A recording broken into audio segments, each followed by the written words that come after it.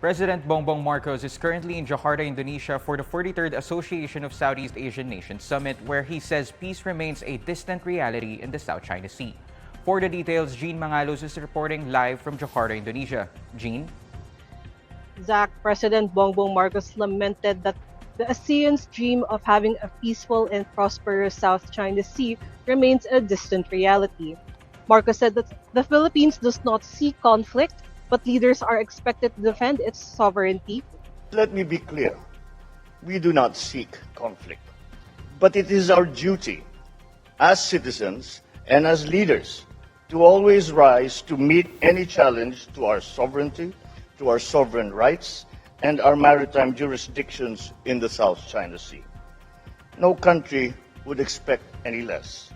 No country would do any less. While he did not single out a specific country, Marcos urged all involved parties to practice self-restraint. This echoes the earlier statement of the Armed Forces of the Philippines and the Philippine Coast Guard after being attacked by the Chinese Coast Guard in Ayungin Shoal. The president also dispelled any narratives that simplify the territorial disputes in the South China Sea. He reiterated that it is not a competition between any two powers. Speaking to ASEAN leaders in Jakarta, Marcos said that such narratives undermine the independence of a country.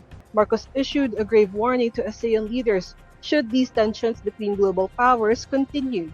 Miscalculation threatens the region with the severest consequences. As tensions and mistrust between the great powers escalate, so too does the prospect of miscalculation that threatens to engulf the region with the severest consequences for all of us. It is imperative that we leverage the ASEAN regional architecture to serve as a diplomatic bridge that promises mutual understanding, strategic trust, and peaceful settlement of disputes. China, however, has repeatedly downplayed its aggressive actions, insisting that it has kept peace in the region. While addressing ASEAN leaders, Li Qiang said that China wants to set aside differences and address any disagreements with consultations.